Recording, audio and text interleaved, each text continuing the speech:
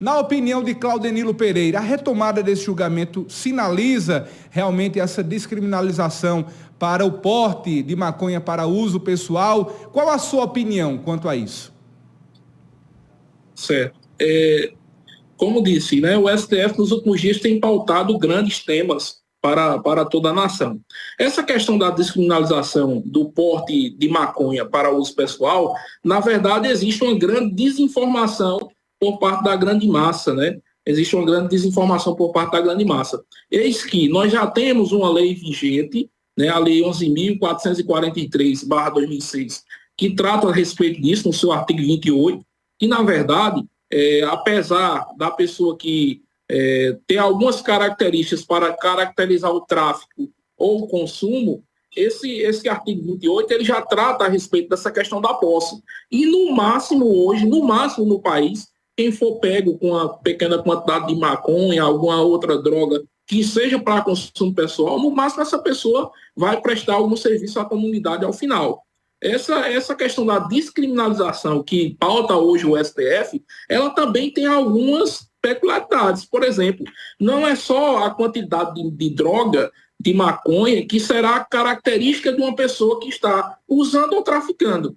Há um exemplo, por exemplo, o traficante ele vai ter outras características, né? O dinheiro trocado, a balança de precisão, as anotações do tráfico, tudo isso é levado em consideração. Então, é preciso se informar, precisa informar muito mais a população a respeito disso, né? E isso o Diário do Sertão faz muito bem. O Diário do Sertão sempre busca essas informações à risca, porque não é simplesmente a pessoa que for presa com a droga, ela vai dizer que é usuária e não vai ter nenhuma punição. E não é bem assim. A pessoa ela certamente vai ter que estar dentro daquele rol taxativo, situações taxativas também, como disse, facilmente hoje através das leis que nós temos, das situações que vivenciamos, por exemplo, na delegacia de polícias, quando se chega os flagrantes, geralmente a polícia já faz uma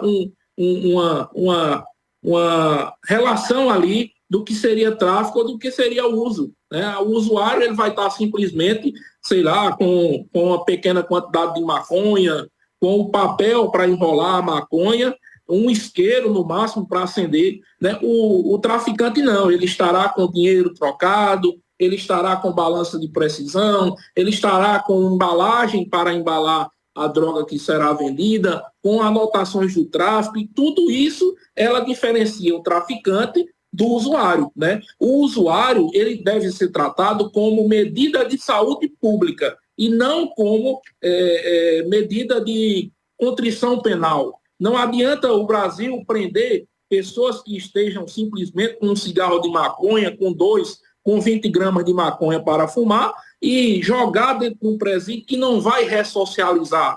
Ele vai apenas criar aquela pessoa, ele vai apenas treinar aquela pessoa para que saia de lá e aí sim se torne um traficante. Né? Nós temos que cuidar dos usuários e prender as pessoas que traficam e que vivem contumazmente do tráfico. E para isso, a polícia ela sabe identificar muito bem quem trafica e quem usa. Isso já acontece nos dias de hoje. Nós já temos uma lei vigente no país, como disse, a lei de antitóxicos, que trata sobre isso, que trata a respeito disso. A discussão no STF, ela está a respeito da quantidade para que seja descriminalizado ou não. Já se fala-se de 25 a 100 gramas. Provavelmente vai ficar nesse meio termo aí, a partir das 25 a 100 gramas. E, como disse, existem outras características para que seja caracterizada o uso ou a traficância. E eu acredito de que, se for efetivamente plantada, se for efetivamente fiscalizada, tem sim uma positividade nessa decisão do STF.